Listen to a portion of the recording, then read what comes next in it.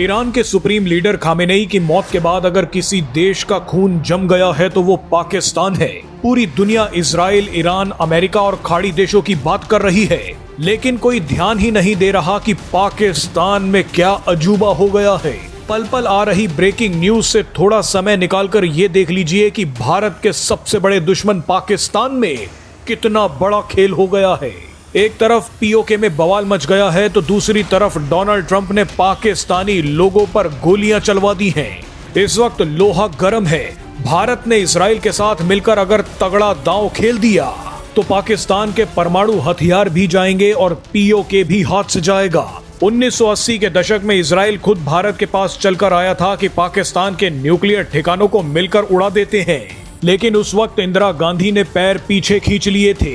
लेकिन अब 40 साल बाद भारत के पास पाकिस्तान को मिटाने का सुनहरा मौका आया है। शायद इसे लेकर पीएम मोदी और नेतन्याहू के बीच कुछ बात भी हुई है।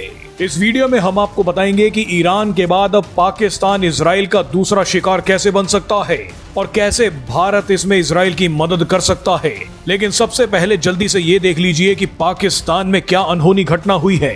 दरअसल खामेनेई की मौत के बाद पाकिस्तान में एक बहुत बड़ा वैचारिक बंटवारा हो गया है। सरकार और जनता में बगावत हो गई है। प्रधानमंत्री शहबाज शरीफ ने पहली बार ईरान का साथ छोड़ते हुए खाड़ी देशों का साथ दे दिया है। पाकिस्तानी सरकार ने कतर, सऊदी अरब और संयुक्त अरब अमीरात को तो फोन मिला दिया, लेकिन पहली बार ईरान से कोई संपर्क नहीं किया गया। ये पाकिस्तान के इतिहास में पहली बार हुआ है। लेकिन अब अपनी सरकार को ईरान से गद्दारी करते देख पाकिस्तान की जनता पागल हो गई है। पाकिस्तानियों ने कराची में अमेरिकी दूतावास पर हमला बोल दिया। पाकिस्तानियों ने कराची में अमेरिकी काउंसुलेट पर हमला बोल दिया। हजारों पाकिस्तानी अमेरिकी डिप्लोमेट्स को मारने पहुंच गए। लेकिन डोनाल्ड ट्रंप सरकार से आदेश मिलते ही अमेरिकी काउंसुलेट में मौजूद मरीन कमांडोज ने पाकिस्तानियों पर फायरिंग कर दी। खबर है कि इस फायरिंग में 15 से ज्यादा पाकिस्तानी मारे गए हैं। ऐसी ही एक गुस्साई भीड़ ने पीओके स्थित गिलगिट बाल्टिस्तान में संयुक्त राष्ट्र की बिल्डिंग को आग लगा दी। लाहौर में भी अमेरिकी काउंसुलेट पर हमला कर दिया गया है। बहरहाल इसी बीच खबरें आ रही हैं कि जब इजराइल ईरान के न्यूक्लियर हथियारों को पूरी तरह से नष्ट कर देगा तो उसका अगला स्ट्रेटेजिक टारगेट पाकिस्तान के न्यूक्लियर हथियार होंगे। इजराइल कई बार बोल चुका है कि पाकिस्तान के पास न्यूक्लियर हथियार नहीं होने चाहिए। आपको बता दें कि अब ईरान के बाद पाकिस्तान अकेला इस्लामिक देश रह गया है जिसके पास न्यूक्लियर हथियार हैं। 7 अक्टूबर को हमास हमले के बाद इजराइल ने एक नया सिद्धांत बनाया था, जिसके तहत इजराइल ने कहा था कि किसी भी मुस्लिम देश के पास न्यूक्लियर हथियार हैं तो उन्हें नष्ट करना होगा। इजराइल ने इसे प्रीएम्प्टिव स्ट्राइक कहा था। ईरान पर जो हमला किया गया है वो प्रीएम्प्टिव स्ट्राइक ही था।